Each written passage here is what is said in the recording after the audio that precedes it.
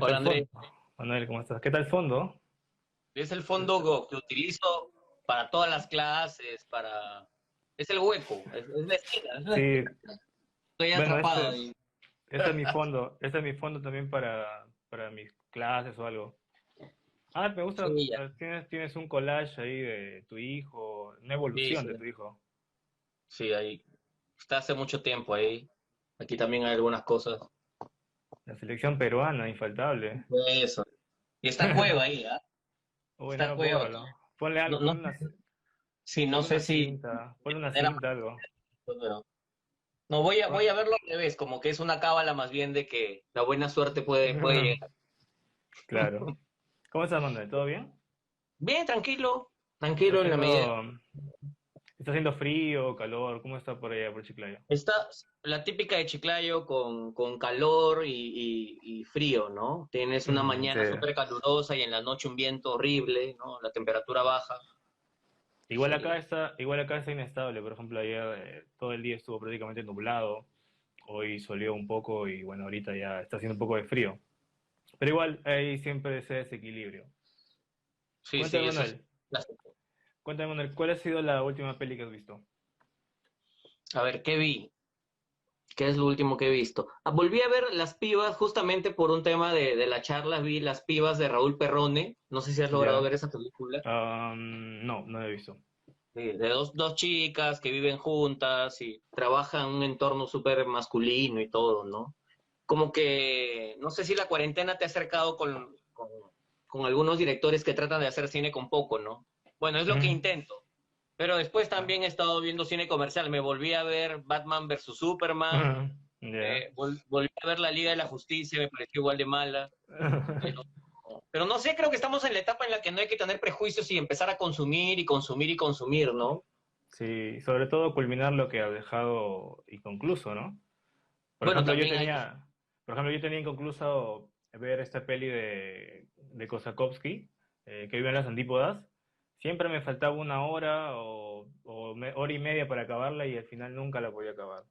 Y justo ya me he tomado un tiempito libre para poder acabar de verla y bueno, ha sido todo un privilegio pues ver, ¿no? No, y Básicamente además... porque Y finalmente también de él tengo una influencia para algunos trabajos, solamente por eso también. claro, Kosakowski tiene Tiché, ¿no? Es el director de Piché. Tiché, de Silencio, ¿no? Que se mete a este departamento durante 6 meses Ujú. a grabar todo lo que ocurre en una esquina, ¿no? Y uno Sí, pensaría, puta, esa esquina es aburrida, no tiene nada, pero en realidad sucede de todo en esa esquina, ¿no? claro. El reflejo del planeta en esa esquina, ¿no? Y Ujú. tienes un corto desde tu azotea, que me gusta mucho. Claro, justamente me basé en ese trabajo para poder hacer ese ejemplo, ¿no? Sí, Entonces, buenísimo, buenísimo. vamos a ya iniciar un poco acerca de lo que vamos a tratar en esta sesión.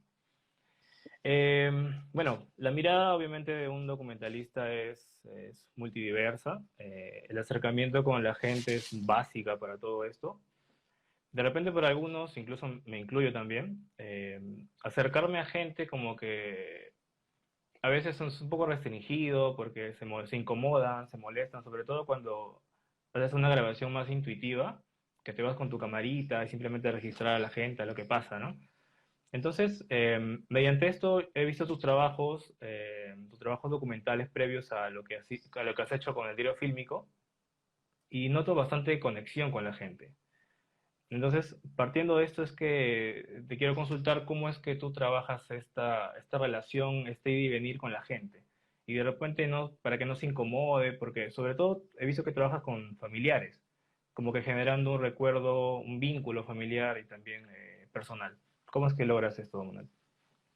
Bueno, te odian en la casa, ¿no? O sea, mi tía, mi prima, mi sobrina me han agarrado cólera, pero creo que han entendido lo que hago cuando lo ven después, ¿no? De una u otra forma, se niegan en su momento, pero conectan después, ¿no? Y sí, pues trabajar con familiares es complicado porque tienes que hacerte como invisible, sin ser invisible, ¿no? Porque eres parte de una casa, eres parte de un entorno y como que entre la familia uno se huevea, pues, ¿no? Justo Sí, tú me mandaste una lista de temas y entre ellos estaba el tema de las lisuras, ¿no? Por ejemplo, en una casa donde ya no hay ningún tipo de tabú, puta madre, todo el mundo usa lisuras, ¿no? Entonces mi Sí. tía me puede mandar a la mierda, mi propia sobrina también, eh, pero yo creo que hay que hacerlos parte de una dinámica, ¿no? De un juego, ¿no? Yo recuerdo con mucho cariño La Casa de los Gatos porque me recuerda mucho a la etapa en la que estamos ahora de encierro, ¿no? Es Ujú. un documental de encierro, ¿no? No salgo nunca de la casa, grabo con los gatos que habían invadido la casa durante ese tiempo, grabo con mi tía, con mi prima, con mi hermana que vivía aquí en ese tiempo, con mi sobrina pequeña. En todo momento les dejé en claro lo que quería hacer, ¿no? Déjenme grabar y no miren a la cámara. Eso era lo único que quería. No quería que miren a la cámara, no quería que den testimonio alguno. Me había basado en una película que se llama En Construcción, de José Luis Guerín, que es una Yo. película súper extraña porque no sabes si estás viendo ficción o estás viendo documental, ¿no? Las cosas suceden sin que los personajes te miren y te digan con la palabra lo que pasa. Entonces, dejo en claro eso, ¿no? Dejo en claro que voy a grabar, que si me quieren putear lo hagan después de grabar, que no los voy a incomodar, que confíen un poco en lo que voy a mostrar, que no les voy a faltar el respeto. Yo creo que el tema del respeto es un tema fundamental con tu familia, con la gente de fuera. Y trabajar con mi familia me ha servido para cuando he tenido que estar en clases, poder decirle a los chicos cuando salimos a grabar cómo tratar a la gente, ¿no? Ujú. Entonces, creo que en realidad saber manejarte con una familia como la que yo tengo, que es de mucha lisura, de mucho enfrentamiento, de darte a rodar, te enseña cómo tratar a la gente de fuera, a aquella gente que no conoce. Porque para mí no sé, los documentales que hago en casa, que son más cosas de catarsis, de votar ciertas cuestiones personales, líos familiares, al final son un entrenamiento para el momento clave de lo que yo hago, que es asesorar cortometrajes o proyectos estando en la cancha con los chicos, ¿no? Ujú. Hay un último proyecto que estamos terminándolo, que es sobre ancianos que pasan el día en el parque principal de Chiclayo y queremos convertir este proyecto en un largometraje, ¿no? Ya que estamos en etapa de encierro, ya que hay mucho material, queremos que se transforme en un largo que muestre cómo viven estos ancianos sentados en el parque todo el día, generando una nueva convivencia, ¿no? ¿Eso lo trabajas con Y alumnos? ¿Con alumnos lo sí, trabajas? sí, ese es un O trabajo sea, hecho con... quiere hacer un largo en base a varios cortos. No, este es un trabajo que lo hemos hecho el año pasado. Ya. Grabamos muchísimo y como tenemos material ahí, queremos transformar el mediometraje que habíamos hecho en un largometraje y estrenarlo en estas Ah, épocas, ¿no? ya. Me imagino que en un mes o 2 meses, ¿no? Y bueno, para reiterar el tema de cómo tratar a la gente primero, si sabes trabajar con tu familia, si sabes dominar a las bestias que pueden ser tus familiares, como lo pueden ser, en mi caso, mi familia, yo creo que puedes empezar a trabajar con la gente, ¿no? Pero hay que ser Ujú. honesto, como te digo, eh, estamos en una generación que entiende el audiovisual de manera distinta. Si tú le dices a alguien, no mires la cámara porque quiero que sea como una película de ficción, la gente lo entiende, ¿no? Bueno, en mi caso, sin que las mujeres de mi familia sean muy cinéfilas, entienden claramente esta idea de no mires a la cámara, sé natural, no me hagas caso, soy invisible, no existo, Ujú. y ser muy perspicaz, muy inteligente al momento de encuadrar, ¿no? O sea, ser veloz al momento de encuadrar, ser un poco conchudo, que es el tema es lo interesante de ser comunicador y saber cómo obtener algo, ¿no? Como cuando haces tus prácticas en periodismo, la típica, y tienes que ser súper conchudo y aventado para conseguir algún dato, alguna información, un testimonio, yo creo que trasladas eso al vínculo documental y puedes conectar con las personas, ¿no? Incluso hay una imagen que tengo muy presente de tus trabajos, que es la de creo que es su sobrina que está en la ducha, que está desnuda. Me parece Ah, que es es mi hermana, tu sí. hermana. Ya, o sea, si hablamos de un grado de confianza, esa sería como que el tope, el máximo de todo, ¿no? O Sabes sea, que yo estaba peleado con mi hermana en esa época y en un ujú. arranque de locura que tuvo, me dijo, ya, ven, grábame, puta madre, ¿no? Entonces el único Ujú. momento para poder grabar ese testimonio era mientras ella se bañaba, ¿no?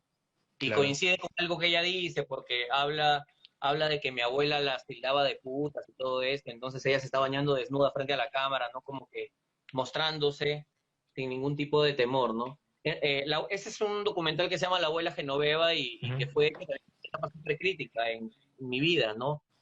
Sin Y, plata, con una abuela enferma, con la familia que también se enferma cuando tú sufres el Alzheimer, ¿no?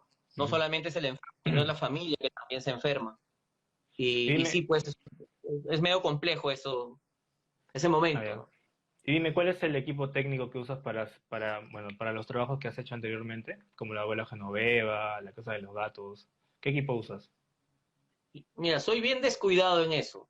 O sea, Ujú. si tuviera que decir cuáles son mis debilidades, es que no llego a conocer por completo el equipo técnico, ¿no? Puedo grabar con una cámara casera, puedo grabar con una DSLR, puedo grabar con una videocámara prestada. Nunca me he preocupado por la mezcla de formatos y nunca me he preocupado en mis trabajos, quizás sí más en los trabajos de mis alumnos, en justificar el porqué de la mezcla de los formatos, ¿no? En mi caso es porque, esto se cae, en mi caso es porque creo que lo que se cuenta pesa más, ¿no? El vínculo con los personajes, el vínculo con la familia, el vínculo de los personajes con el entorno en el que se mueven, ¿no? Con los cuartos, la sala, el comedor, los muebles, las paredes. Creo que ese tipo de cosas para mí suelen ser más importantes que la tecnología con la que yo registro. Incluso en la Casa de los Gatos hay muchos planos que han sido grabados por mi hijo, porque No. quería encontrar una mirada limpia, ¿no? Entonces le di la cámara y le dije, a ver, imagina qué quieres grabar, en qué plano, ¿no? ¿Qué encuadre, qué quieres mostrar, qué te llama la atención? Y de ese modo encuentro una mirada muy limpia. Yo también utilicé esta técnica de darle la cámara a un chibolo, en este caso a mi hijo, en un docu que se llama Los Patas del 2001, que es un trabajo que hice con la gente de mi promoción. Casi la primera parte del documental está hecha con una GoPro que le di a mi hijo y le dije, graba lo que te llama la atención, Ujú. ¿no? Si hueles algo rico y te acercas a ver algo que se está cocinando, acércate. Si ves algo nuevo que nunca has visto, acércate y graba, ¿no? Y la mirada o las imágenes grabadas por un niño te dan un grado de limpieza y de ingenuidad que tú, que a veces te preocupas por el encuadre, por la composición, por la regla de los tercios y por los Ujú, elementos sí. morfológicos, encuentras una verdad que jamás te hubieras imaginado si tú estuvieras con la cámara, ¿no? Y eso es una experiencia que yo te tengo muchos recuerdos porque pude verlo, pude ver cómo miraba a mi hijo, ¿no? Cuál era la mirada que tenía él frente al mundo, frente a una situación en particular. Claro, Fue un experimento. y justamente tú has permitido que tu hijo tenga un involucramiento con el audiovisual prácticamente, ¿no? ¿Y cómo él ha adaptado esto del audiovisual para su vida? ¿Crees que le ha servido o no le ha servido? Mira, a él le gusta el periodismo deportivo, o sea, Ya. que se resume en periodismo de fútbol. O sea, le encanta el fútbol a ese huevón, ¿me entiendes? Sí, sí, evidentemente he notado que puede disfrutar de ciertas películas que otros niños no pueden disfrutar. Sí lo he notado, pero que yo pueda decir, le gusta el cine, y va a querer hacer cine cuando crezca, no. Creo que con su mamá y yo tenemos muy en claro que si ese huevón quiere ser un hippie, que sea un hippie. O Ujú. sea, si quiere estudiar en un instituto, que estudie en un instituto. Yo he trabajado por años en las universidades y yo no le diría a mi hijo, puta, tienes que ser universitario. O sea, yo ya me desahuevé con eso. O sea, olvídate. Yo no quiero que sea una exigencia o que sea la norma de su vida terminar el colegio para ir a una universidad. Sin huevadas, ¿no? Uno, porque he trabajado en la universidad y sé que en las universidades hay una gran crisis y en realidad va a aprender más hueveando en la Ujú. universidad. Sorry que te diga, va a aprender más en la calle, va a aprender más en iniciativas Claro. personales que con muchos de los profes de las universidades. Ujú. Así que prefiero que se vaya a aprender a la calle, que se vaya a un instituto, que estudie 3 años, y si quiere vender sus huevadas, que venda, si quiere ser un emprendedor, que lo sea. No veo la universidad como el camino natural del colegio. Claro. Que, que el chino, que Fujimori nos haya metido en la cabeza que los colegios son preuniversitarios son otra cojudez, ¿no? Y en realidad, por ahí veo que dice, está diciendo que por las huevas tu título. Fotografía.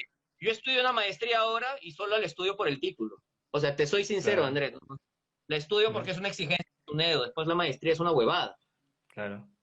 por ahí he aprendido de 3 cursos y lo demás es súper aburrido, ¿no? Entonces, tengo que decirlo, pues Ujú. lamentablemente, no Sí, tengo, sí, bien, necesito el título por chamba, ¿no?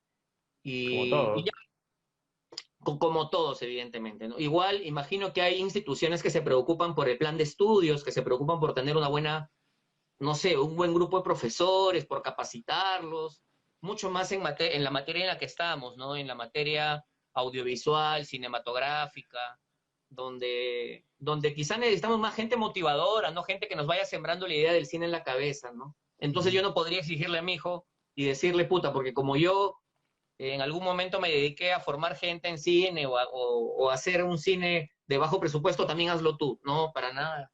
Lo que él quiera, ¿no? ¿Y Lo tú que cómo quiera. crees, y tú cómo crees que como docente tú has influido en tus alumnos? Mira, hay algo que creo que es fundamental y en las universidades que tienen escuelas de comunicación Ujú. y que tienen cursos audiovisuales. Y una de las cosas fundamentales es el acompañamiento. Es decir, el profesor de audiovisuales tiene que ir con los chicos a grabar. Ya. Gran parte de por qué no he podido grabar más en mi vida en todos estos años, ahora que estoy un poco más alejado de las universidades, es porque dedicaba muchas horas de mi tiempo a ir con ellos a grabar, a estar ahí en la Mm. cancha, en la locación, con los personajes, desarrollando los guiones, aplicándolos durante el rodaje, enseñando algunas técnicas, lo que sea, ¿no? Entonces, eh, de verdad, hasta a veces me he enfermado, cuando estuve casado tuve crisis familiares por dedicarle mucho tiempo a eso, al acompañamiento justamente, eh, porque quizás la idea, no sé si es una idea correcta o equivocada pensar que el profe de cine y de audiovisuales tiene que estar grabando con sus alumnos. O sea, Ujú. yo lo veo así, yo veo que no sirve la teoría. Ahora va a ser todo un reto con Zoom, con las clases virtuales, el hecho de poder planificar un rodaje y mandar a tus alumnos a que graben en su barrio, en su jato, en sus cuartos, en sus baños, en sus salas, ¿no? Creo que la base de la motivación que se le puede dar a un alumno es estar con ellos durante la grabación. Y si te equivocas con ellos. Y si un producto termina bien o muy cercano a lo que pensaste, bacán, porque estuviste ahí, ¿no? Y eso implica dedicarle mucho tiempo, ¿no? Eso implica una entrega que vale la pena. Pero justamente ahí está el tema de la vocación, pues, ¿no? Ya sea uno, vocación por enseñar, que no creo que la tenga por completo, pero sí vocación por el cine, pues, ¿no? Porque te gusta, porque Al así no menos, sea tu, porque así no sea tu proyecto, sabes que es el proyecto en común, ¿no? Es el equipo entre alumno y profesor el que saca adelante un rodaje, ¿no? claro, igual al menos al ver películas ya te forma un criterio, ¿no? Hay un criterio de visual, un criterio de imagen para apreciar el arte, es indispensable. Ahora, ya que estábamos hablando acerca de ciertas influencias y bueno, justo estábamos hablando de Víctor Kosakowski, eh, justamente como ya lo mencionaste hace un momento, yo vi su película Tiché y bueno, me gustó mucho la forma en que abordaba un espacio, ¿no? Y cómo es que interpretaba a través de la imagen. Y justamente eso sirvió para hacer un corto que lo realicé en mi azotea. Buenísimo. Justamente afuera de mi casa tengo un espacio muy interesante que todos los Es un mercado, domingos, ¿no? no, es un mercado bueno, un mercado de pulgas, por así decirlo. Todos los domingos llegan, bueno, sábados y domingos venden ropa de segunda, venden ropa, venden juguetes, y y justo, justo es en mi cuadra, toda la cuadra. Cosa que yo abro la puerta y me encuentro a alguien ahí sentado, parado, vendiendo ropa. Entonces, vi ese contexto y como que lo relacioné con el trabajo de Kosakowski, como que vi una posibilidad de poder hacer un ejemplo o hacer un pequeño proyecto, ¿no? Y justamente, ya que estamos con este tema de las influencias, eh, tú estás actualmente haciendo un proyecto de registro de lo cotidiano llamado, es diario fílmico, es un diario fílmico, ¿no? Sí, bueno, que ya lo terminé, fueron los 15 primeros días de pandemia. Sí, sí, sí. Y dime, ¿cuál fue para ti? una influencia directa o las influencias directas para poder realizar este proyecto? Bueno, a mí me gusta mucho Jonas Mekas, ¿no? A Ujú, mí me vacila mucho la manera en la que él le daba valor a lo cotidiano, ¿no? Y es un ujú, cineasta poco conocido, un cineasta que nunca entró a la industria, un cineasta que antes de hacer diarios fílmicos plantea un manifiesto de cine underground que conocen muy pocos, ¿no? Justamente yo, mira, te voy a leer parte de este manifiesto. O sí, sea, sí. Jonas Mekas, este compadre que, que se le podría decir que es el gran director de los diarios fílmicos, de grabar lo cotidiano, ¿no? De caminar por la calle, grabar una flor, grabar una pareja, grabar un poste, no sé, los recién casados que salen de la iglesia son grabados, ¿no? Que quizás es lo más cercano a los hermanos Lumière, ¿no? Que Ujú. grababan actividades cotidianas, ¿no? Cotidianidad, sí. Y después en el montaje le da una belleza bien particular a lo cotidiano, ¿no?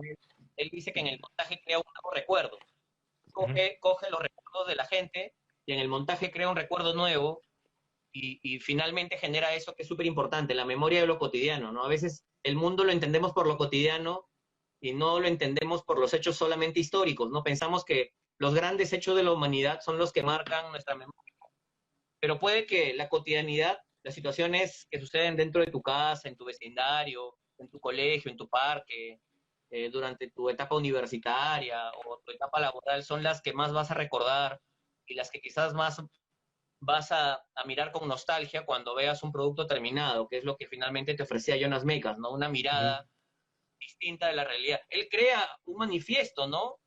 Y él decía que no somos una escuela estética que aprisiona al cineasta dentro de un puñado de principios muertos. Ojo, esto lo dice en el año 1961, en el 61. Sentimos que no podemos creer en los principios clásicos ni del arte ni de la vida. Evidentemente, ya había un cine de Hollywood súper fuerte en Estados Unidos. ujú, Aparece Andy Warhol y toda su onda con Jonas Mekas y quieren mostrar que hay una manera distinta de hacer películas sin necesidad de los grandes presupuestos que tenía Hollywood en ese entonces, ¿no? Con miradas distintas, rompiendo incluso la tradicional mirada de los tres actos o ujú, la tradicional estructura de los tres actos, ¿no? Él dice, estamos hartos de la gran mentira de la vida y de las artes. No estamos solo por el nuevo cine, estamos también por el nuevo movimiento, ¿no? No queremos más películas pulidas y falsas, las preferimos ásperas pero vivas. No queremos películas rosas, sino películas color sangre. Es lo que escribe en el 61 Jonas Mekas, que es un tipo bien interesante, André, porque Jonas Mekas es lituano, es de origen lituano, llega a Estados Unidos y él siente que no tiene un espacio de residencia. Entonces él empieza a registrar cotidianidad tratando de reencontrarse con un lugar que no le pertenece, tratando de darle ujú. sentido, valor, memoria. Luego él tiene películas vinculadas a Lituania, ¿no? Recuerdos de Lituania. Hace un viaje a Lituania para reencontrarse con cuestiones que son muy cercanas, pero creo que es uno de los cineastas que incluso se adelanta a lo que estamos haciendo ahora con las historias de Instagram, ¿no? Yo siempre menciono en clase, Lucas es el tipo que se anticipó, el tipo que pensó que la gente en algún momento de su vida iba a tener una cámara en mano e iba a poder grabar lo que le dé la gana, lo que le parezca bello, ¿no? Y si una rosa le parece bonita, y si, no sé, el rastro que deja la lluvia en el piso le parece algo maravilloso, lo iba a registrar, ¿no? Ujú, Yo, es decir, ¿cuál es el antecedente de las historias de Instagram? Me iría directamente a Jonas Mekas. O quizá a Joris Ivens, que es un holandés que tiene una película que recomiendo que vean todos, que se llama Lluvia. Joris Ivens, es una película genial, maravillosa, que es son 24 minutos registrando la lluvia, ¿no? Antes, durante y después, ¿no? Convierte la lluvia en una especie de ser humano, ¿no? Entonces, estos directores fueron unos adelantados a lo que ahora con nuestros equipos podemos hacer, ¿no? Y no sé cómo es que hemos llegado a los diarios fílmicos de Joris Ivens, cuando la pregunta creo que eran los diarios fílmicos de aislamiento. Y justamente hay una frase que también tú has compartido alguna vez en Instagram, de Jonas Mekas justamente, que es dando paso también al tema del montaje, que dice, la imagen no se registra obligada por un texto o un guión, la imagen es libre, es más poesía que narración. Entonces tú consideras que Jonas Mekas crea un nuevo recuerdo en base al montaje. Sí, claro. Tú para tus diarios fílmicos he visto que tienes como base el diálogo que hace el presidente y eso lo colocas como el audio general. ¿Cómo tú realizas este montaje? ¿En qué te basas? Sí, yo tenía en claro desde el primer día que iba a caer en ansiedad los 15 primeros días. Y algo ya me decía que esos 15 primeros días iban a repetir y repetir y repetir en un bucle que no iba a acabar porque ya somos mierda como país, ¿me entiendes? Ujú, Entonces, siempre quería contrastar aquello que decía el presidente con lo que uno podía vivir, ¿no? No sé, con el regreso a lo básico, con el regreso a cuestiones fundamentales que a veces se pierden, ¿no? Entonces, usar el audio del presidente era como jugar a, a replicar lo que el presidente decía o al tema emocional, ¿no? Aquello que el presidente decía despertaba ciertas emociones, ¿no? Hay uno de los diarios que está vinculado, por ejemplo, con una colección que tengo de muñecos de Star Wars, ¿no? ujú. Entonces, Sí, sí. sí había cierta nostalgia que despertó esa seguidilla de mensajes que Vizcarra estaba dando, ¿no? Ya se había convertido en la reina del mediodía, ¿no? Salía todos los días, la gente se había convertido en un Vizcarra lover, pues había un Ujú. cariño bien interesante que ahora, bueno, estamos en crisis política también, pero creo que la base sonora de Vizcarra me permitía jugar con muchos elementos, contrastarlos, ¿no? Contrastarlos con la incomodidad de mi tía, con la niñez de mi sobrina, contrastarlos con las texturas de mi casa, con los objetos que rodean o que conforman mi casa, ¿no? La mezcla de ladrillo, adobe, mi habitación, los collages que ves acá, eh, el juego de la ventana y de lo que ocurría fuera de la casa a través de las rejas de la ventana. Tengo uno de los diarios que me gusta muchísimo, que juego con las luces, con los focos de las paredes, usando un audio Ujú. que no tiene que ver con eso, que es el audio de una chica que está viviendo una depresión en ese momento. Y yo creo que de una u otra forma un diario tiene que ver mucho con las emociones, ¿no? Es escrito.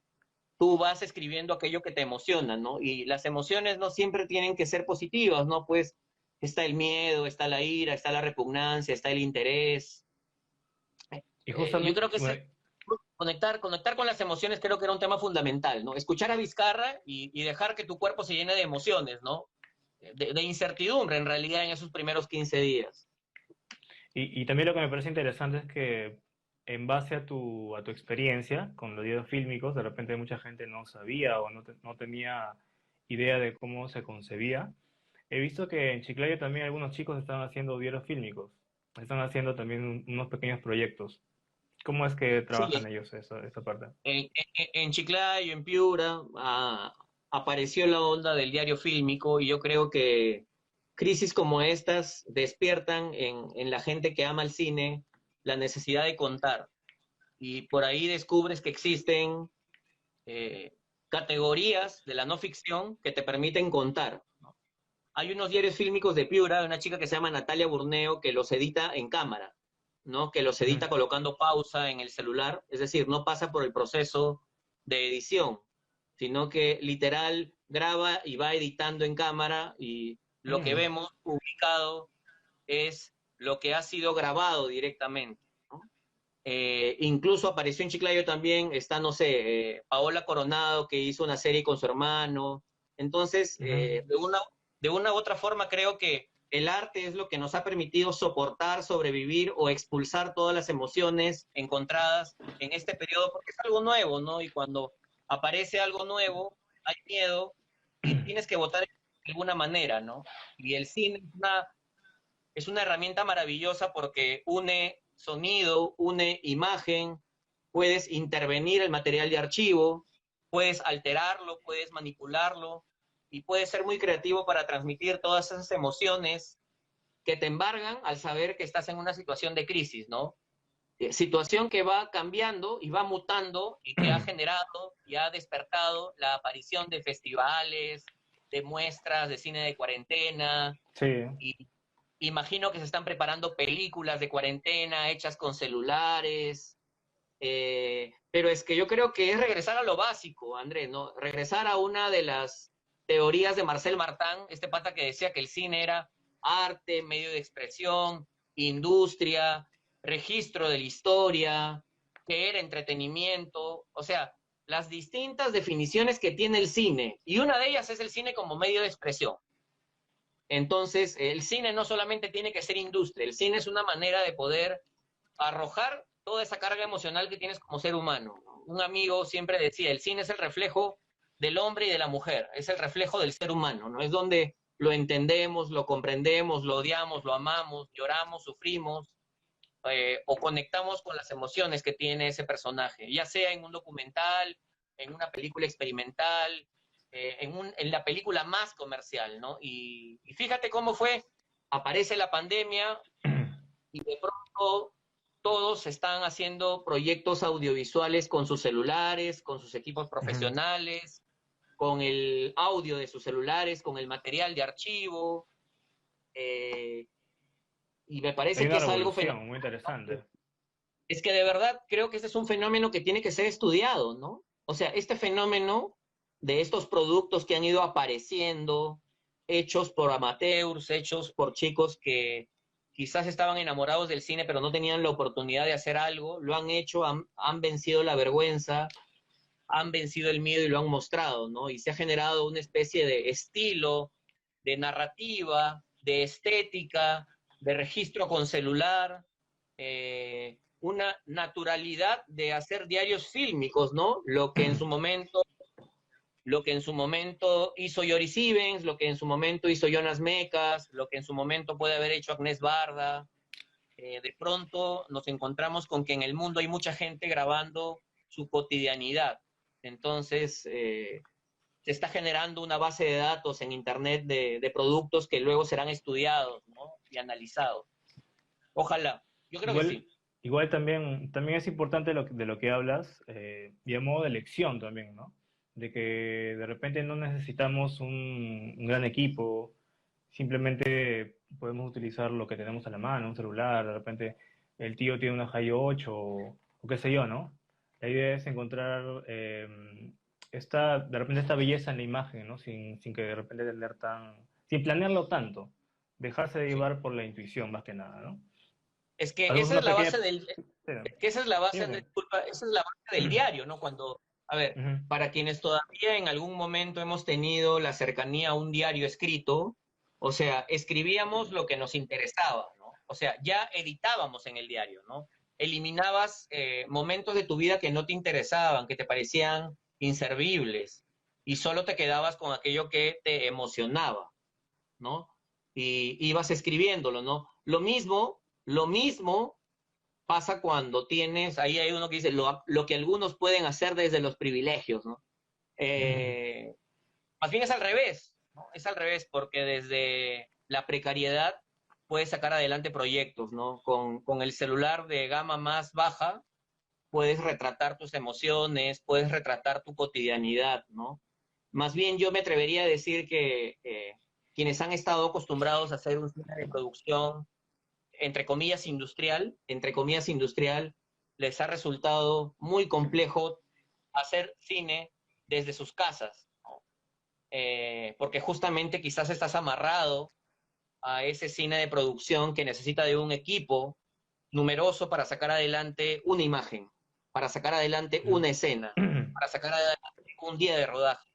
Entonces, lo que sí yo recomendaría siempre es saber que el momento de escritura, si es que uno va a grabar de manera espontánea, es durante la edición. O sea, la edición se convierte en el proceso en el cual reescribes, eh, cambias la dirección de una primera idea, ¿no? Eh, Planteas generar emociones, planteas añadir música, planteas generar ritmo, planteas conectar con alguien, ¿no?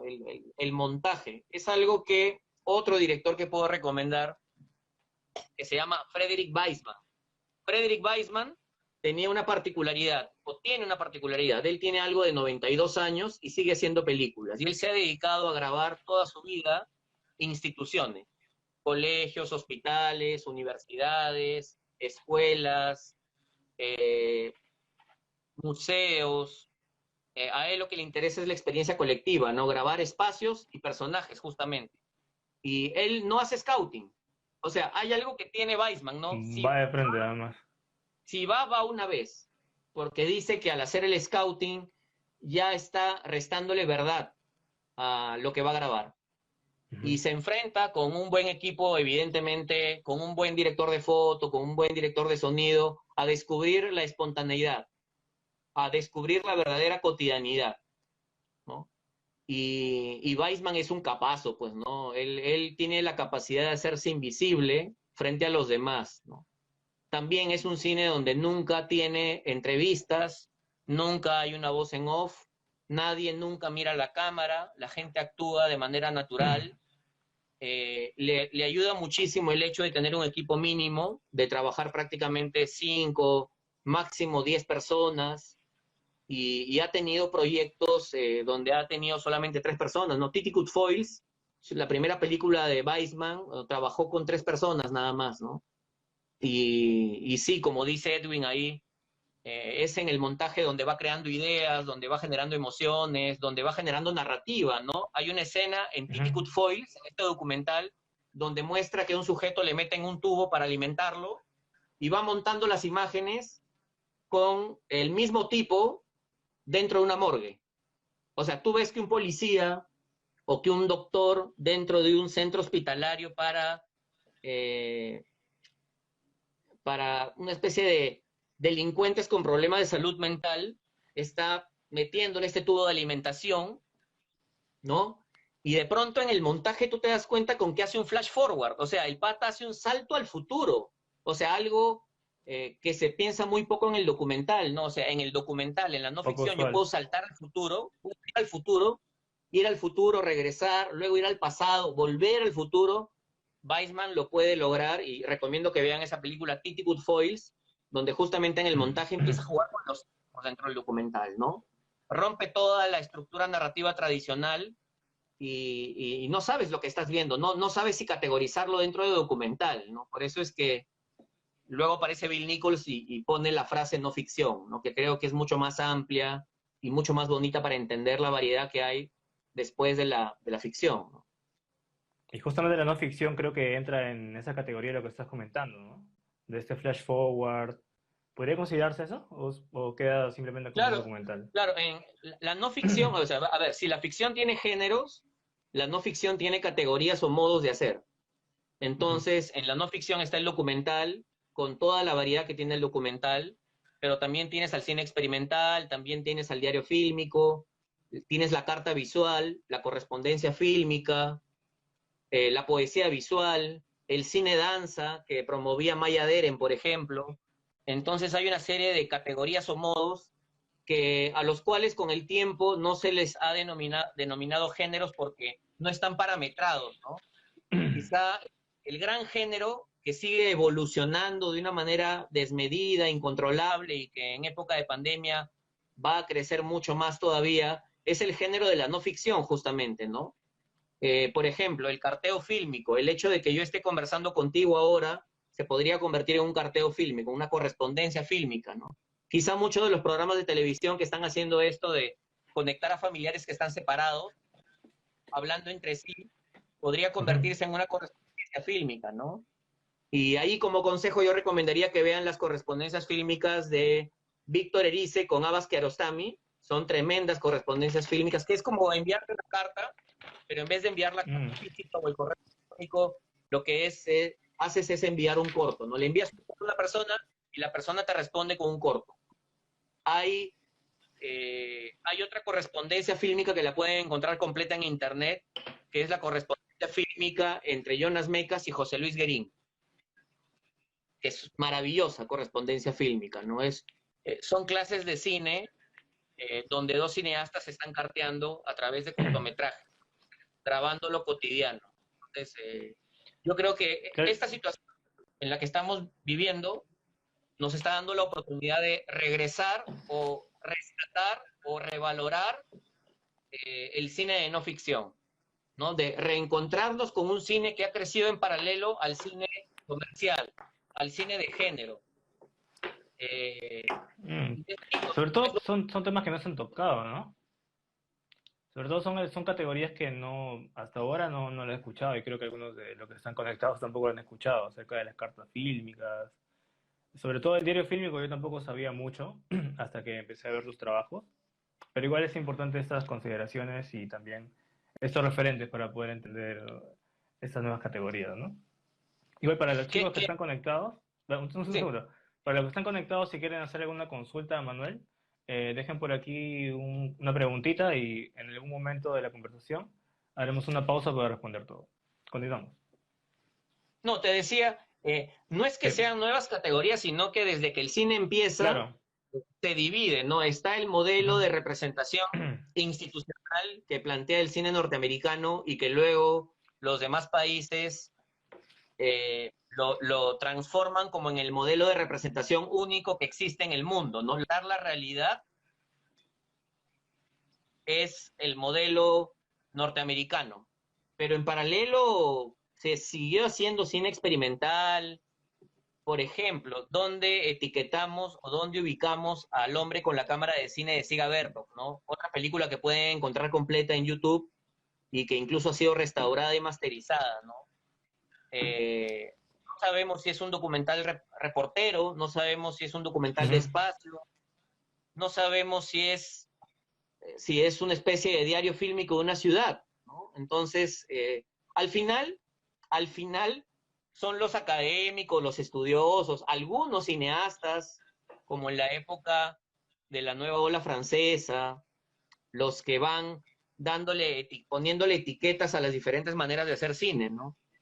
Y son maneras, son categorías, son modos que han estado ahí todo el tiempo y que ahora en época de pandemia los estamos recuperando de manera espontánea, de manera natural, ¿no? Eh, por ser una necesidad, la necesidad de contar a través del audiovisual. Qué buenazo. Igual es importante también estas referencias. Igual al final también nos puedes dejar, ya cuando acabemos, una lista de repente de directores para de repente mejorar un poco este conocimiento. Cuéntame, Manuel, ¿has tenido experiencia grabando en la selva ya? ¿O en la sierra? Porque No, he visto que en la la sierra mayoría de tus sí, trabajos siempre son en la costa. sí, sí, son casi todos en la costa. Tuve la oportunidad de hacer algo en Chalaco, en la Sierra de Piura, hace muchos años. Y Ya. sí, yo creo que a mí me parece increíble, ¿no? Tú has tenido, bueno, oportunidad de grabar en la selva, ¿no? Y he visto material tuyo en la selva que es increíble y me gustaría, ¿no? Sí he grabado en la Sierra de Piura, pero nunca he grabado en la selva, ¿no? Yo creo que tú nos puedes contar mucho más sobre esa experiencia que debe ser inolvidable, imagino. Sí, bueno, yo me fui como parte de un taller a la triple frontera de Brasil con Colombia y Perú, como parte de unos talleres de la Escuela de Cine Amazónico. Y bueno, lo único que sabía es simplemente que iba a hacer un trabajo en la comunidad ticuna, ¿no? Y no tenía nada más. Y yo me puse a hacer una pequeña investigación previo al viaje y encontré unas imágenes muy interesantes, que eran unas imágenes de unas máscaras. Y solamente tenía esa imagen y con esa imagen me fui hasta allá. Llegué a esta comunidad y tenía la imagen en mi celular y se la mostré a la gente de la comunidad para preguntar qué es esto, ¿no? O sea, yo quería que la información sea de la propia comunidad, para que de repente la información también sea más viable y de repente sea más nutrida, ¿no? Y entonces me di cuenta de que esto era parte de una fiesta tradicional llamada la pelazón.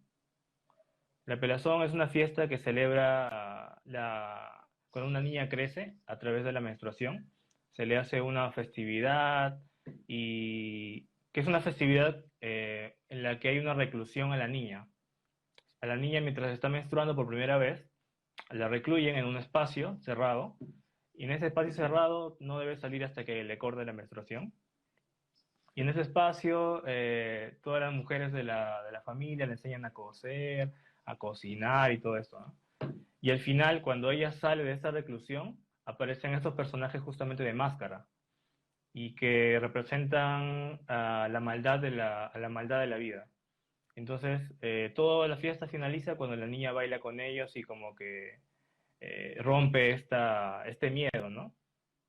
Y justamente yo me fui con una idea de grabar un documental, porque dije, obviamente, que me voy a una etnia nativa, que voy a estar grabando otra cosa, ¿no? Pero me di cuenta de que era un tema que yo quería abordar, pero era demasiado amplio, era un tema que necesitaba meses para grabarlo, porque tarda, es un proceso, y tuve que hacer un trabajo de ficción al final. Fue un trabajo de ficción que lo tuve que realizar en 5 días. En 5 días tuve que hacer el casting, tuve que hacer un breve scouting, tuve que hacer mi guión, tuve que hacer la grabación, tuve que hacer la regrabación, tuve que hacer el reguión, tuve que hacer el montaje y finalmente la exposición en la comunidad. Y el subtitulado sobre todo, porque todo lo hice en lengua nativa. O sea, son 5 días, la gente a veces salía, la gente del grupo salía a tomar una chela, a lanzar, se iban por ahí, ¿no? Y yo me quedaba en mi carpa encerrado, acababa de grabar todo el día y en la noche editaba. Me has hecho recordar los rines. ¿Te acuerdas cuando existía el ring? Estas Ah, sí, monedas sí, para sí, poder jugar en cabina telefónica. con la China de Tongo, que Qué miedo. tenías que hablar en la noche y hablabas ilimitado, con 50 céntimos. Sí, sí, sí. ¿Cómo han cambiado los tiempos, no? Pero tú eres joven, André, en realidad, ¿no? O sea, lo recuerdas por el recuerdo de tus padres, lo de los rines. No sé si recuerdas al ring, ¿no? Algo sí recuerdo por lo que me contaron mis papás. Sí, eran unas monedas hechas especialmente para llamar por teléfono, en unas cabinas anaranjadas como cascos, en la Eran, época, eran, en la eran, época de una, Alan García. una- eran unas monedas con unas rayitas, Sí, eran unas monedas ¿o cómo era? plomas con unas líneas que tú metías en el teléfono y entrabas a esta cabina, ¿no? Tipo casco de Ah, ya. motociclista por teléfono. Es cuando existía Entel, la empresa nacional de telefonía, ¿no? En la época del primer gobierno de Alan García y creo que en la primera etapa del gobierno de Fujimori, ¿no? Todavía Claro. nos estamos yendo por otro rumbo. Pasados horrorosos en realidad. Nos estábamos yendo. Y bueno, para finalizar la oración de hace un momento, fue esa la experiencia, ¿no?, que tuve en la selva, de relacionarme con gente una etnia que no conocía, que era la etnia ticuna, y finalmente quedó un trabajo muy bacano, ¿no? O sea, lo A más mí me bacán de todo llama la el atención trabajo de fue ese, de de ese que tuve de ejercicio que, compañero a no, un nativo. sí, de ese ejercicio que tu punto de partida para contar algo haya sido una máscara. O sea, me gusta el inicio del proyecto. Sí, O sea, empezó con la imagen, con una imagen desconocida a la que fuiste buscando hasta encontrarte con un ritual de iniciación, ¿no? Que es casi sí, un ritual de iniciación para ti de la mujer. también, ¿no? Como cineasta, imagino, ¿no? Y tomaste algún Claro. brebaje, El, también el pasaste por un masato, pues, un, sí, me hicieron un ritual, me pintaron la cara con huito, que es como una pintura de henna que no se te quita por unas 2 semanas, creo. Y me pintaron la cara, me hicieron una raya y tuve que irme así, regresarme hasta Trujillo con esta raya, porque no salía, me echaba jabón, me echaba ace y nada salía. Y también me hicieron tomar masato, y también me hicieron tomar el masato, que bueno, también Claro, hay claro. otro tema ahí porque ellos lo hacen en la forma tradicional, con la masticada. Y bueno, y mi compañero que está Claro, conectado, Martín Rebasa, claro, ahí está es un Martín, aficionado, es un aficionado del masato, a él le gusta mucho el masato. Y el, justamente la eso, ¿no? masticada también, con, Le con, gusta con, con el todo, proceso de hasta masticada tradicional. con todo y el puré también le gusta a él. Sí, es una Y, experiencia muy bacana, es una experiencia muy bacana la relación en la selva. Es y totalmente otro bueno, contexto. y hay un ¿Cómo? proyecto de Mar Forero que lo pude leer, que me parece increíble, ¿no? Que es Historia de Shipibos, que lamentablemente imagino que se ha visto trunco por el tema del Sí, COVID, ¿no? Pero es un proyectazo trujillano, ¿no? Es maravilloso el proceso de trabajo de Forero. sí, mi compañero, dos compañeros, Fernando Mendoza y Renzo, estuvieron grabando allá con Omar, pues, y todo se vino abajo prácticamente, ¿no? Tuvieron que Ah, parar y bueno, no se sabe hasta cuándo. Pero Creo regresaron, que no, lograron todavía no regresar. iniciaron a grabar. Ah, Sí, ya. pues, se demoraron bastante, pero ya están acá. Pero Y igual pues y ahí no se también sabe está el hasta proyecto cuándo queda, ¿no? de Martín Rebasa, el proyecto del gran Martín, que logré ver un corte del proyecto justo hablando sobre el cine regional, el cine del norte, y es un Ujú. proyecto que sigue una línea de producción muy cercana a la de En medio del laberinto, la película de Salomón, pero que es completamente distinta, es una película que se viene muy bien, la película de Martín, y lo que me vacila de lo que se está haciendo en Trujillo es que de una u otra forma es gente que se conoce, que participa, que colabora, que puede llegar un par de días, ayuda, se saca la mugre, llega otro, ¿no? Ujú. Me gusta esa dinámica, ¿no? Me gusta mucho esa dinámica a nivel de largometraje, ¿no? Y son iniciativas están hechas por personas que ya de una u otra manera se han desvinculado del mundo universitario, ¿no? Lo están haciendo realmente por vocación. Y es algo que ojalá en algún Claro, momento se empieza a dar en Lambayeque, ¿no? claro, acá hay un trabajo colaborativo desde siempre, que de repente yo tengo una cámara, tengo un lente, entonces yo te presto y luego cuando tú necesites que yo te ayude, y ahí estoy, ¿no? Siempre ha habido ese trabajo acá en Trujillo, al menos cuando, por ejemplo, Martín hizo su corto, a mí me pidió para que yo haga dirección de foto, le presté algunos Tecnicolor, equipos míos, Technicolor, sí. Y bueno, entre todos nos dimos una mano, apoyamos, un compañero Freddy tenía caña, de los pocos que tienen acá en Trujillo, Freddy Benítez, Freddy Benítez. Freddy Benítez. Así fuimos juntando como un rompecabezas. Prestamos Un un Ronin, Frankenstein, ¿no? Eso es un Frankenstein ahí. sí, un Frankenstein de un corto, y al final salió la chamba de Martín. Todo No, un pero buenísimo, me gusta mucho. conglomerado, sí, sí, sí, sí. Y hay una Cuéntanos, autorreferencia de ese corte en su nueva sí. película. ¿Ah? Por favor, que estén atentos todos a ese proyecto trujillano que va a ser locazo. Se viene muy bien, buenísima la película. Y vamos a ver qué hace Martín en este tiempo. ¿No? Imagino que está ahí chambeando duro en Alemania, ¿no? Está regando plantas, dice, está trabajando cortando el césped de los vecinos. De algo se tiene que vivir, pues, ¿no? Oh, está muy bien, ¿no? Justamente este trabajo colaborativo también requiere mucho de las asesorías y también ciertas ayudas en cuanto a enseñanza. Justamente en el actual escenario están abriendo muchas convocatorias y sobre todo para conversatorios en cuanto al cine. Uno de ellos es justamente Norcinema en Chiclayo, que es una muy buena propuesta para afianzarnos, sobre todo a la gente que necesitamos, que tenemos tiempo libre de repente, ¿no? Para poder seguir alimentándonos en cuanto al trabajo audiovisual. Cuéntanos un poco acerca de la labor que está haciendo Norcinema y qué es lo que se viene. Sí, Norcinema nace por la iniciativa de un amigo, un gran amigo mío que fue alumno, luego, bueno, se convirtió en colega, comunicador, y que ahora, bueno, somos patas, ¿no? Estamos conectados y hablamos todos los días, siempre en esta nueva normalidad donde las conversaciones se dan de madrugada, ¿no? Porque te acuestas a dormir 3 de la mañana y todo este rollo. Y yo me acuerdo que Gallo, Mm. Carlos Guerrero, recopilaba cortos de Lambayeque, hacía un DVD compilatorio y los empezaba a repartir en varios cineclubes, los repartía en Polvos Azules, en la Feria Balta, que es el equivalente a Polvos Azules aquí en Chiclayo, los repartía en universidades, los repartía a directores, ¿no? Todo con la intención súper humilde que tiene Carlos de hacer que el cine que se hace en Lambayeque llegue a más gente, ¿no? Y tú sabes que en Chiclayo hay mucha producción de cortometrajes, muchísima producción de cortometrajes, y se ha incrementado la producción de cortos documentales, de cortos de no ficción, y yo soy de los que defiende mucho a ese formato de duración, porque finalmente un cortometraje, un mediometraje, un largometraje son películas, ¿no? Estados Unidos acaba Mm. de sacar una nueva plataforma que se llama Quibi, que es una plataforma que tiene episodios, son series episódicas que duran entre 3, 7 y 10 minutos. O sea, ningún episodio puede superar los 10 minutos.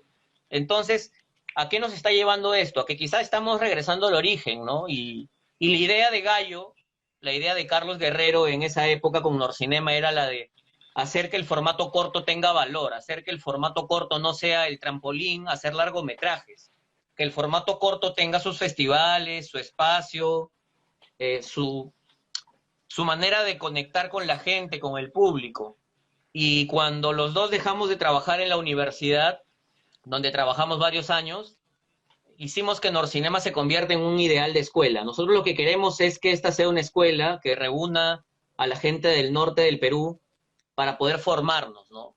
Y sobre todo acercar el cine a gente común y corriente. O sea, hay un tema, André, que creo que lo estamos olvidando, ¿no? Se está hablando mucho de cómo reactivar el sector cinematográfico, se está hablando mucho de cómo va a ser el cine post pandemia, pero nos estamos olvidando de quién chucha va a ver esas películas peruanas. Si cuando a veces en clases, en las universidades, en los colegios, hay chibolos, hay chicos, hay chicas que creen que no existe el cine hecho en el Perú, que creen que no se hace cine en el Perú, o que el cine en el Perú se reduce simplemente a las calatas y a las lisuras y que ahí murió. O sea, a este cine que se dio en la época en la que Fujimori se tumba la ley del cine peruano. Entonces, toda esa gran preocupación en sacar adelante películas luego de la pandemia para que no haya ni un carajo de personas formadas para ver películas y para acercarse al cine peruano. Y yo creo que ahí la labor justamente está en los cineclubes como Cinequinesis, el Cineclub de Lambayeque, los cineclubes alrededor del país, las universidades de acercar el cine peruano en este tiempo de pandemia, los institutos, los proyectos como los de Norcinema, que es un proyecto de escuela que quiere acercar el cine a otras personas, no solamente este grupito de cinéfilos peruanos que nos conocemos entre todos y se convierte en un chauvinismo, ¿no?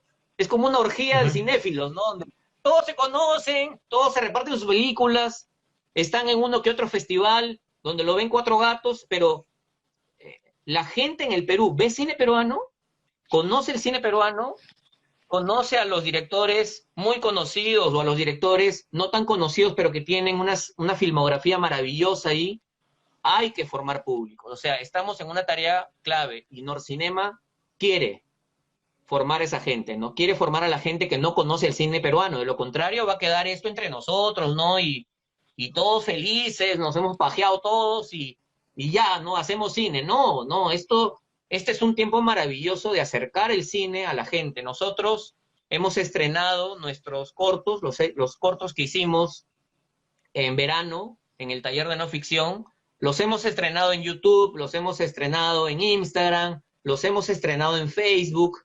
Queremos llegar a festivales, queremos organizar talleres en función a los cortos que hemos hecho, queremos que la gente que no conoce a ese cine peruano diverso, no solamente el que se hace en Lima, los conozca. Esa es la gran tarea de Norcinema, ¿no? No solamente formar cineastas, no solamente tener talleres, no solamente traer a gente de otros lugares para que nos profesionalicen, sino acercar el cine a la gente que no sabe qué es ese cine peruano. Antes de que entremos en cuarentena, tuvimos una proyección de aproximadamente 500 personas en un espacio que es el espacio de ellos, ¿no? 2 días antes de que se diera la cuarentena, ¿no? Y de una u otra forma hubieron detractores con respecto a esta situación, pero a mí me encanta o me encantó en ese momento encontrar a gente que nunca había visto un cortometraje, André.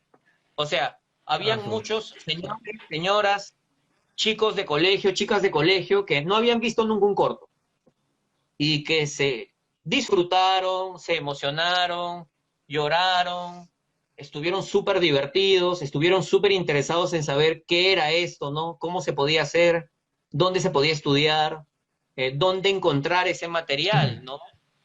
Lo que me lleva a que es súper complejo. No tenemos una maldita cinemateca, sí, que me parece que está haciendo una labor fundamental, material, largometrajes, cortometrajes de todos los géneros, de todos los formatos, y que está haciendo las veces de la plataforma que el Estado ya debería tener. Argentina, Colombia, Chile, tiene plataformas para poder ver ese cine, ¿no? Ese cine que se hacen en los países, ¿no? Entonces, es un tema que habría que discutir muchísimo, pero creo yo que este periodo, esta pandemia, lo que dure, André, va a ser un periodo en el cual tenemos que formar a los públicos para que cuando, entre comillas, regresemos a esa nueva normalidad, tengamos a un público que pueda querer un poco más, conocer un poco más y estar interesado en ver cine hecho en el Perú. No solamente en Lima, el cine hecho en las regiones, ¿no? Donde creo que se está dando esa gran energía de creación, creatividad, diversidad. Ya, bueno, ya estamos casi cerrando. Bueno, solamente cuéntame qué es lo que viene para North Cinema de aquí más adelante. Bueno, estamos con talleres virtuales, vamos a continuar con talleres de dirección de arte, vamos a empezar un taller de observación, queremos reforzar mucho el tema de la mirada de los jóvenes para la creación visual como un punto de partida previo a la realización cinematográfica. Queremos ingresar nuevamente a los colegios. El año pasado tuvimos talleres en colegios y fueron talleres exitosos tanto para chicos de colegio como para padres de familia, perdón, para profesores del colegio. Y creo que ese ingreso a formar a chicos de colegio y a profesores en cuanto a lenguaje cinematográfico, en cuanto a guión, en cuanto a apreciación, es algo que se necesita hoy mucho más en épocas donde se está virtualizando la educación, ¿no? Y André, no sé si has revisado la currícula nacional peruana No lo he revisado. en la competencia 5 y 6. En la competencia 5 y 6 se obliga a, o es una norma de formación, o es un estándar de formación el analizar y reflexionar sobre expresiones artísticas, y el punto 6, la competencia 6 del currículo nacional peruano dice que hay que producir. O sea, dentro del colegio, durante la etapa secundaria, se debe analizar, apreciar, reflexionar, pero también producir diversas artes, entre las cuales está el arte audiovisual. Entonces, la currícula peruana, bueno, que en el papel el currículo suena bonito, pero que luego en su ejecución no es tan bonito, igual es una manera legal y formal de poder ingresar a los colegios para formar a los que van a ser no solamente futuros realizadores, sino también los futuros consumidores del cine en general, ¿no? Del cine peruano. Yo creo que es un trabajo de base, es ir y dar esos talleres o generar esos talleres para formar a los profes, a los chicos de colegio, para que desde allí se empiece a tener esa intención, ese cariño, ese interés de consumir, de defender el cine hecho en el Perú. Eh, Todo tipo de cine, ¿no? Desde el formato corto, el formato medio, el formato largo, en cualquiera de sus dos grandes géneros, la ficción o la no ficción. Entonces, Norcinema tiene la intención, tenemos, Carlos y yo, la intención de ingresar a formar a chicos de colegio. Quizás con el paso de los años nos estamos dando cuenta que nos interesa mucho el tema formativo, nos interesa sembrar el interés de hacer cine, de ver cine, de interpretarlo en Lambayeque, ¿no? Y si es posible en el norte del Perú, ¿no? Nos gustaría que estos talleres se convirtieran en una guía que pueda servir para que los profesores usen películas y usen películas peruanas para poder hablar de diversos temas, ¿no? De política, de economía, de cómo somos socialmente, de cómo somos culturalmente, lo que me comentabas tú, que imagino muchos cineastas, la escuela del cine masónico, por ejemplo, para entender otras culturas, viendo documentales cortos, hechos en diferentes regiones del Perú, y creo que es una manera muy interesante hoy que tenemos la educación virtual de ir sembrando de a pocos estas películas, ¿no? Y ahí yo quiero hacer hincapié en algo, André, que es súper importante, es que cuando hablamos de una cinematografía regional, tenemos que hablar de todos los actores, o sea, todos los huevones que tienen que ver con esto, todos.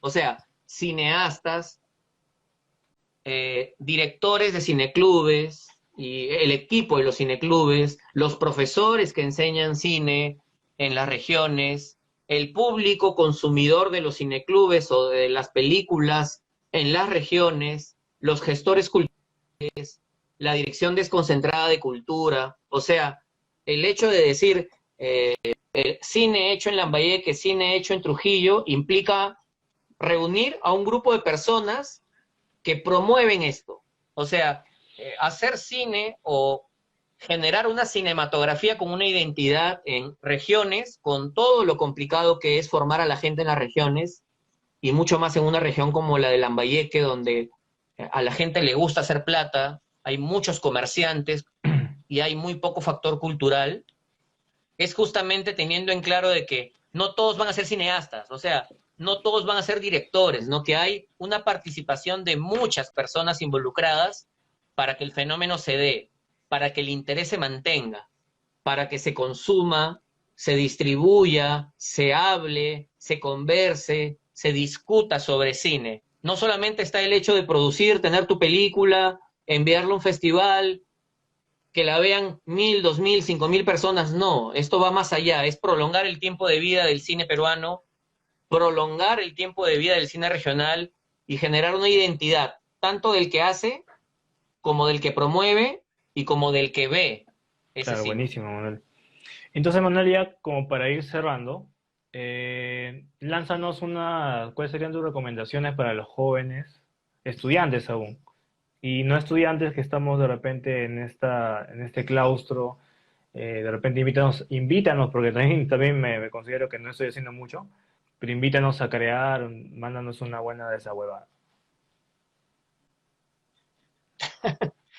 Yo creo que, mira, en los últimos años dicté un curso que se llamaba Observación y Apreciación Artística, ¿ya? Y en uno de los libros que investigué decía que la persona que quiere crear tiene que ver la realidad y saber que la realidad se descompone en cuatro cosas: en objetos, en personajes, en espacios y en situaciones. Yo recomendaría que si queremos hacer algo y tenemos un celular a la mano, veamos el espacio en el que nos movemos, nuestras casas, nuestras jatos, y empecemos a querer registrar o a intentar registrar los objetos que nos mueven emocionalmente, los objetos que nos recuerdan algo, objetos que nos pueden ayudar a generar metáforas o recuperar ese material de archivo que hace mucho tiempo no revisábamos familiarmente y empezar a fotografiar, alterar, intervenir, manipular esas fotografías, tomándoles nosotros fotografías a las fotografías. Fijarnos en las texturas del espacio en el que nos movemos, ¿no? Las paredes, la madera, las mesas, las camas, las ventanas, las formas geométricas, y finalmente identificar en tu casa si hay algún personaje que no necesariamente debe ser tu papá, tu abuelo, tu tía, tu amigo, tu primo, el que se quedó ahí contigo haciendo la cuarentena, ¿no?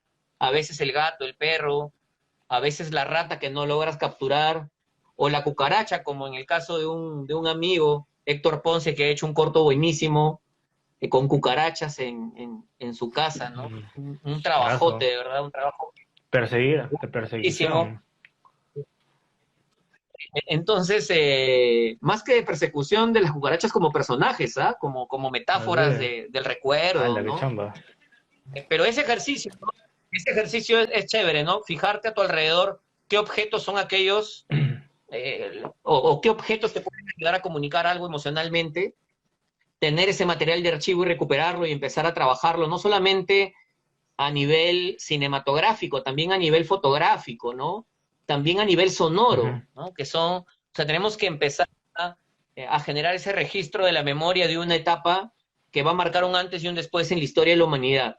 Y si alguien quiere hacer, yo le recomiendo fijarse en esas tres cosas, ¿no? Objetos, espacios y personajes. Nos decidimos por solamente objetos, pues hagamos un cortometraje con los objetos que tenemos en casa, ¿no? Empecemos a grabar una historia sobre objetos, ¿no? Y podemos empezar a grabar historias con material de archivo y podemos empezar a vincular a personajes, eh, no sé, contrastándolo con los objetos, etcétera, etcétera, ¿no? Eh, yo creo que esa es una dinámica bonita, ¿no? Un ejercicio de registro Ujú. interesante, ¿no? De fragmentar la realidad cotidiana y darte cuenta que hay muchas cosas interesantes que contar, ¿no? Si algo ha dejado esta pandemia es volver a reencontrarnos con nuestras cuevas personales y descubrir que en nuestras cuevas hay historias, ¿no? Quizá una pared tiene aquel dibujo que hiciste cuando eras chibolo, Ujú. ¿no? Y quizá descubres en esos tiempos de ocio que tienes fotografías de archivo que te recuerdan y te emocionan, que te generan alegría o que te generan tristeza, o que quizás las texturas de tus paredes te han llamado la atención y nunca te has dado cuenta de que las texturas de las paredes cuentan algo, o que quizá hay mascotas y hay animales, hay insectos que están por ahí y que pueden ayudarte a contar algo en este periodo, ¿no? Entonces, reitero, objetos, personajes y espacios, ¿no? Y darte cuenta que puedes hacerlo con tu celular o con la cámara que tengas a la mano, ¿no? Entonces, y bueno, el desagüe viene de parte de cada uno, ¿no?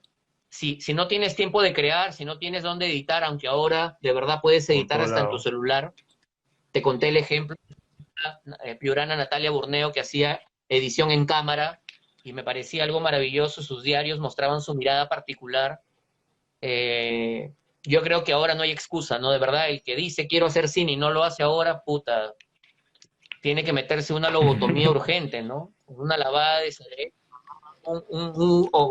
o que te agarre el COVID. No sé, pejón, no sé. Quizá esa huevada te cambia, no sé. Suene duro, Puta, al extremo, ya. De repente, pero ¿no? sí me golpea el hecho de que nos quejemos tanto de no poder hacer cuando tenemos todas las herramientas a la mano, André, todas las herramientas a la mano. Y, y es tiempo de hacerlo, ¿no? No necesariamente pensando en el que vamos a llegar a hacer cine comercial, ¿no? Está ese otro cine, ese cine anónimo, ese cine que decía Truffaut que iba a ser un acto de amor, ¿verdad? O sea, un acto de pasión, un acto de entrega, ¿no? Y el cine no necesariamente es, que es importante, evidentemente, voy a hacer películas porque quiero ganar dinero, perfecto, genial y me encantan, pero también está ese otro cine, pues, ¿no? El cine intimista, personal, de autor, ese cine post pandemia, ¿no? El cine que vendrá. Y el cine que vendrá quizá por necesidad, en un principio, por unos años, sea un cine que genere una nueva vanguardia, ¿no? La otra vez en un conversatorio hablaba de un neorealismo post-pandémico, ¿no? O un neorealismo de pandemia. Quizá equipos mínimos reunidos con todas las normas de bioseguridad, haciendo películas igualmente mínimas, ¿no? Películas escritas pensando en la situación que vamos a enfrentar. Porque Andrés, se nos viene, cuando reabran los cines, se nos viene una bomba de blockbusters, de películas de mucho presupuesto que no van a dar espacio a las películas peruanas. Y creo que hay que reforzar, pero muchísimo, muchísimo, el tema de el video streaming, el VOD. Hay que reforzar el hecho de quizá empezar estos diálogos para que se genere una plataforma peruana que tenga películas peruanas y que esas películas peruanas puedan ser disfrutadas, discutidas, consumidas por un grupo de gente que está ahí a la expectativa, ¿no? Entonces, yo creo que este tiempo hay que aprovecharlo. Es un tiempo en el cual no puede ser un tiempo muerto. O sea, Es lo peor. quitémonos de la cabeza la idea que este es un tiempo muerto, ¿no? No es un tiempo de descanso, no es un tiempo de relajo. La gente está liberando sus películas, las plataformas están reforzando. Chiclayo tiene una aplicación que es CDB Play, que es la Corto aplicación visto. de cortos de vista, con la cual van a hacer su festival y me sorprende que los demás festivales todavía no activen sus plataformas, ¿no? Que todavía no empiecen a gestionar este proyecto de tener sus propios espacios de exhibición, sus propias aplicaciones para que podamos acceder a ese sitio. Claro, de acá se vienen. Quizá me he ido en fluro, pero la necesidad de poder soltar todo este rollo y decir, no es un tiempo de para, es un tiempo de formación, es un tiempo de producción con lo que tengamos a la mano, es un tiempo que arrojará y mostrará un cine nuevo, distinto, y que debe tener en consideración un público que debe pensar o a un público al que debemos formar para hacer películas, ¿no? Y formar para ver películas también. Claro. Y creo que ahí está la principal labor que tenemos con Carlos y con Norcinema y que creo que compartimos mucho en las regiones del Perú, ¿no? Formar públicos y hacer que esos públicos vean el cine que se hace en cada región, ¿no? Entonces quizás las regiones se van a fortalecer un poco más a nivel cinematográfico. Buenísimo, Manuel. Igual el Perú como que en cierto momento también llega a ser un perjudicado en todo esto, ¿no? Sobre todo en la proyección en las películas de las salas. Bueno, Claro, sí. pero André, quizá es el momento, sorry Sí, que te sí, sí. interrumpa, pero pero quizás es el momento de cuestionarnos, ¿no? Eh, no iba a llegar el momento en el que las salas iban a tener solamente a los grandes blockbusters, a las grandes películas de espectáculo, porque estamos en una situación súper compleja que no cambiaba. No hay cuota de pantalla, no tenemos una ley de cine peruano que sea sólida, no hay una ley que proteja las películas, y quizá es momento de que nos adelantemos un poquito y el futuro llegue, ¿no? Y el streaming, el VOD, las aplicaciones, nuevas exhibiciones, no sé, quizá venga el cine al aire libre, no el autocinema, es un peligro, pero si existe, que exista. Y quizá las regiones tienen cine al aire libre, ¿no? Con el tema de la distancia, no sé, pues ese cine donde tú llevas tu banquito y te sientas a ver tu película, ¿no? De verdad, creo que en algún momento nos íbamos a chocar con esa realidad donde teníamos que trasladar nuestros estrenos a otras plataformas, pero para eso tenemos que educar a un público. El público tiene que saber que tiene la posibilidad de acceder a plataformas vía streaming, aplicaciones para ver películas.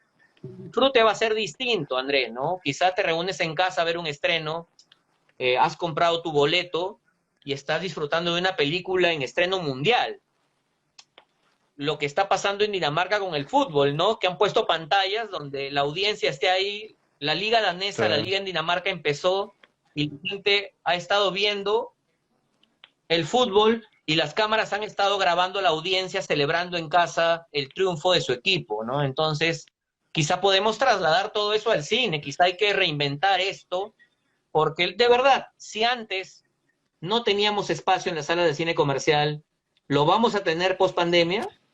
O sea, ¿de verdad crees que Cineplanet, VK, Cinépolis van a querer tener a todas las películas que se han aguantado el 2020 que estaban por estrenar para darles 2 semanas de exhibición con marketing el 2021? No, estamos No. jodidos. Hay que encontrar espacios, ¿no? Y hay que generarlos nosotros también. Listo, Manuel. Muchas gracias por, bueno, por toda esta tarde, por los imprevistos. Igual siempre es un gusto Sí, sí. tenerte. Ya te molestaremos luego con más lives para ver otros temas más específicos.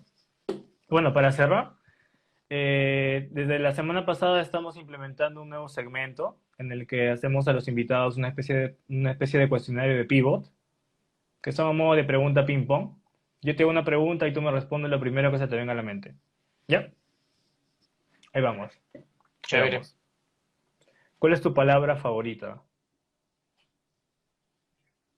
Mierda. ¿Cuál es tu palabra menos favorita?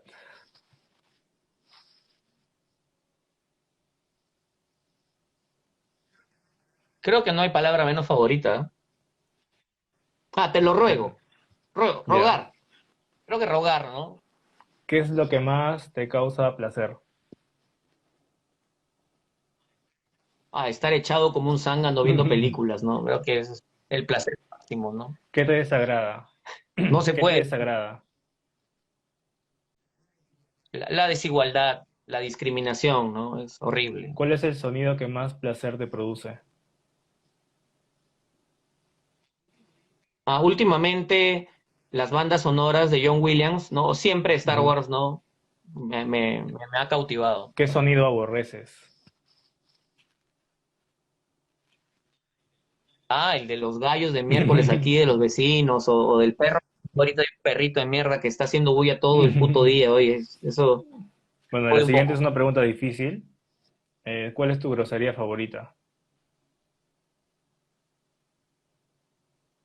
A ver, la grosería favorita, es como que, a ver, es conchalapukta tu madre, es una construcción bien norteña, ¿no? Conchalapukta su Hay madre, como cuatro. reconchalapukta su Hay madre, ¿no? cuatro. Como, No, bueno, sí, hay una cuatro en una. vaina así como recunchalapukta tu Hay cuatro madre, en ¿no? uno. Aparte de tu profesión, ¿qué otra te hubiese gustado ejercer? No, estoy contento, ¿no? O sea, estoy contento con lo poco y lo mucho que ha podido darme la vida, no estoy contento, ¿no? ¿Qué De profesión, verdad, sí. qué profesión nunca ejercerías? ¿Qué profesión nunca ejercería? Sí. Fíjate, profesor de educación en la universidad. Ya, Odiaría ser profesor de educación, de verdad. Y la última, si el cielo existiera y te encontraras con Dios en la puerta, ¿qué te gustaría que te diga? Puta, que la fuerza te acompañe, ¿no? Siempre, ¿no? Siempre con la Siempre. referencia de Star Wars. Buena. Y es mi niñez, pues. ¿Cuántos muñecos tienen de Star Wars? O sea, de la saga completa como tal. Puta, de verdad hemos ido coleccionando. Sí, bastantes, ¿no? Yo creo que más de 2000, una cosa así 2000 serán, sí. entre juguetes y artículos. Sí, sí, sí, diversos, ¿no? Llaveros, ¿no? Y cositas, ¿no? Ala, pero tan. Sí, sí, es un fanatismo es un fanatismo compartido con mi hijo, ¿no? Que en realidad empezó cuando en el 85 me regalaron la máscara donde guardabas los muñequitos de los personajes de las películas. Evidentemente nunca conseguía los muñequitos, solo tengo la máscara Ya. vacía. Eh, pero es la época de el regreso del Jedi. Es la época del regreso del Jedi, ¿no? Donde se empezó a vender mucho merchandising sobre Star Wars, ¿no? Entonces desde ahí ya tengo material guardado, ¿no? Juguetes que conservé y le pasé a mi hijo y ya se convirtió en una colección compartida, ¿no? Y, Donde incluso le dices no sé, pues yo le puedo decir a mi hijo, oye, dile a tu vieja, dile a la familia de tu vieja que te regalen cosas de Star Wars, ¿no? Para que las traigas y las vayamos acumulando acá, ¿no? Entonces es una técnica ¿Y interesante. cuál ha sido el, No sé, es lo bonito y cuál ha sido dime, el dime. artículo más caro que tienes de toda la saga de Star Wars? Es que todos los artículos, a ver, los más caros, entre comillas, los conseguíamos en Centro Comercial Arenales. Hay un señor en el tercer piso Ya. que te vende cosas de segunda, Ujú. ¿no? Que te vende los muñecos de segunda y quizás por ahí los más caros no han sido tan caros porque comprábamos con este tío, ¿no? Que es un contrabandista de muñequitos de Star Wars, ¿no? Y bacán porque te consigue cosas rarísimas, ¿no? Tenemos un Boba Fett, un Boba Fett antiquísimo, ¿no? Tenemos a un Han Solo súper antiquísimo también de los años 80, ¿no? Que son artículos de colección. Yo le he dicho a mi hijo, cuando haya crisis vendemos todas estas huevadas para sobrevivir. El, Él se niega a la venta de muñecos, ¿no? Pero es una inversión también. Igual es un tema romántico, ¿no? Es un tema del romance que tienes con una película que te recuerda a tu niñez, ¿no? Y que no lo quieres soltar, cuando sabes que podrías soltarlo en cualquier o sea, momento, por alguna urgencia, puede pues. ser como la herencia también, ¿no? Es como que Sí, porque creo, es como que el dinero sólido prácticamente, ¿no? Cuando hay urgencia lo vendemos todo y ya la miércoles. sí, no, no, y pero tiene pues el cariño de cómo te acercaste al cine, ¿no? Porque en ese entonces tus viejos o en este caso mi tía me llevaba a ver películas y coincidí con una película, ¿no? De la Guerra de las Galaxias, ¿no? Tal, Y así nació el tal, me acuerdo fanatismo. justo cuando te invitamos una de las primeras veces a Trujillo, estábamos como que en una duda en qué regalarte, pues, ¿no? Y justamente encontramos por ahí tu fanatismo de Star Wars y encontramos un cartel, un polo, creo que al final te dimos. Sí, fue un cartel alucinante que lo tengo en la colección y el polo, ¿no? Evidentemente en la colección ingresa todo, pues no ingresan polos, carteles, stickers, llaveros, muñecos, muñecos para niños, estas versiones babies de Ujú. Star Wars, eh, y se incluye todo, ¿no? Lo que tendrá más valor en el mundo de la Guerra de las Galaxias siempre va a ser la trilogía original, evidentemente, por antigüedad, Ah, qué buenas. y tú ya te vas dando cuenta que tiene valor y que no. Entonces, igual si llega un momento de crisis, puta, a vender, ¿no? A vender los artículos de colección, ¿no? Caballero. Pero una de las pocas cosas que tengo de Star Wars Y es que esto, estamos. es como un Oscar. No, Pero esto lo hizo un artista imagínate. trujillano, Muy 20 chévere, ¿ah? soles. Y bacán, No, buenísimo. Más y bien está muy bien preséntame, ¿ah? hecho, ¿ah? Está muy bien hecho. Qué bueno, Martín. Sí, ahí, mira, no, no, tengo unos amigos de Ecuador que se han comprado esta máquina de modelado 3D, que te hace figuras en 3D, y que está haciendo mascarillas con modelo de los personajes de la Guerra de las Galaxias, ¿no? ¿Sí? Y se ha convertido en su modo de vida este pata en Ecuador, ¿no? Y buenísimo, ¿no? O sea, ha unido su fanatismo con la supervivencia en Ecuador. Justamente él vive en Guayaquil, que ha estado muy afectado con el tema del COVID, ¿no? ¿Y tú la haces de cosplay también? Cuando hay estrenos de Star Wars o algo. Ah, fuimos una vez, pero ya mi hijo creció, es adolescente y ya le llega el pincho eso, ¿no? Ya no quiere, pues no, evidentemente tiene vergüenza y esto, ¿no? Máximo puede llevar una espada escondida, ¿no? Pero, Y por ahí en la oscuridad de la sala, estrenos, pues tú prendes la espada y toda la pero vaina, tú ¿no? sí te vistes. ¿A ti sí te vacila todavía? Una vez, solo lo hice una vez. ¿Y de qué te disfrazaste? No, lo hice una vez para la número 6, el despertar de la fuerza. Sí, pero después no soy muy pegado al cosplay, ¿no? Aquí en Lambayeque sí hay cosplay. César Vargas, Ujú. lo Sí. conoces, el programador del Cineclub de Lambayeque, él es cosplay de Jedi, ¿no? Es un Jedi, ¿no? Ah, sí, sí, por ahí César creo que Skywalker, vi ¿no? unas fotos por ahí. Sí, sí, claro, César es un Jedi completo, Y absoluto. Es más, yo creo que es un Jedi de verdad, ¿no? Me atrevería a por toda decir la que labor sí. que está haciendo. Bueno, No, sí, tremenda labor la del Cineclub de Lambayeque, ¿no? Tremenda, muchísimos años y yo creo que tienen una tarea fundamental cuando regresemos a esta nueva normalidad, ¿no? La labor de los cineclubes, Cinequinesis va a tener una labor también fundamental para regresar a conectar con los públicos, ¿no? Y a que el público eh, se reencuentre con un cine quizá distinto o se reencuentre con ese cine que no se pudo ver durante pandemia, ¿no? Entonces, los circuitos alternativos de los directores van a estar amarrados y muy ligados a los cineclubes. Y los cineclubes creo que van a tener que estar muy preparados para la llegada de ese público y para la llegada de esas películas, ¿no? como dice aquí Gaby, Cineclub Lambayeque Corazón. Siempre Sí, son tenemos lo muchas máximo. referencias, tenemos buenos amigos ahí. Y bueno, Mira, Andrés, son tres, sorry que te interrumpa, pero son 13 años sostenidos y tú sabes lo difícil que es mantener durante una década un cineclub. Chiclayo tiene, o Lambayeque tiene, a un festival como Cortos de Vista que se ha convertido en un festival internacional que tiene 13 años claro. también, ¿no? Y tiene a escuelas de comunicación que están produciendo también hace 15 años. Y nos hemos sumado ahí con el cinema en una labor que Gallo y yo estamos cargando hace varios años también, que es la labor formativa. Entonces, mira, me está diciendo Gaby que cumplen 6 años en julio, o sea, de verdad, eh, creo yo, superar los 3 primeros años es lo más difícil, ¿Cómo?